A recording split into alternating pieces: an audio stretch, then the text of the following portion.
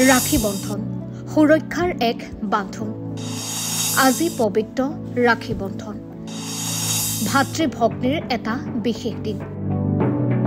হয়, আজি ৰাখী বন্ধন। 9 আগষ্টৰ দিনা সমগ্ৰ দেশতে উদযাপন কৰা হয় ৰাখী বন্ধনৰ উৎসৱ।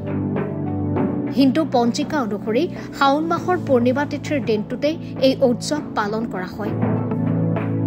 ভাতৃ-ভগ্নীৰ সম্বন্ধ অধিক গাঢ় কৰি তোলাৰ উদ্দেশ্যেৰে এই উৎসৱ পালন কৰা হয়।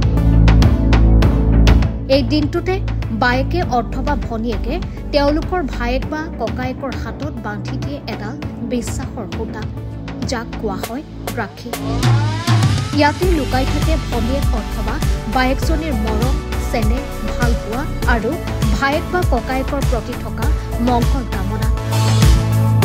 লগতে ককায়েকে নিজৰ ভনীগৰাকী বা বায়েকক আজীৱন ৰক্ষা কৰাৰ প্ৰতিশ্ৰুতিও নিহিত হৈ থাকে এই ৰাখীডালতে। ভাতৃ-ভগ্নীৰ চেনেহৰ বান্ধোন ৰাখী বন্ধন।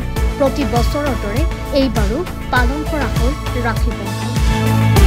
হিন্দু ধৰ্মত ভাতৃসকলক সুৰক্ষা আৰু দীৰ্ঘায়ু কামনাৰে ভগ্নীসকলে হাতত ৰক্ষা কৱচ হিচাপে বান্ধে এডাল সূতা।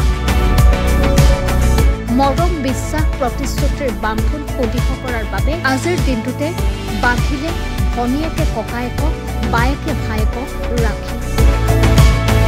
ৰাখী পূৰ্ণিমাৰ দিনটোত ৰাজ্যৰ বিভিন্ন প্ৰান্তত উদযাপন কৰা হয় ৰাখী বন্ধন।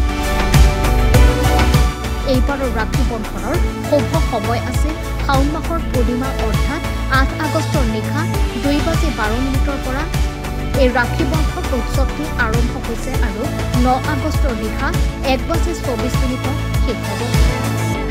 এই দিনটোত সকলো ভাতৃ-ভগ্নীৰ মাজত দেখা যায় উৎসাহ আৰু উদ্দীপনা।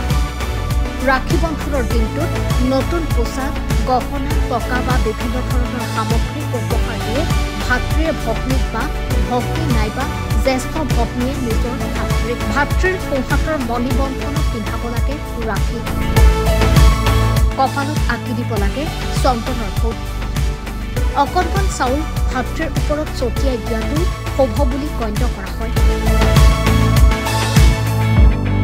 ৰাখী পিন্ধাই দিয়াৰ পাছত ইজনে সিজনৰ মুখ মিঠা কৰিব লাগে। ইয়াৰ বাবে বিভিন্ন ধৰণৰ সোৱাদযুক্ত মিঠাই বাচিব পাৰে।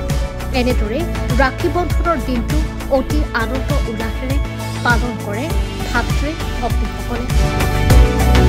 News desk, national.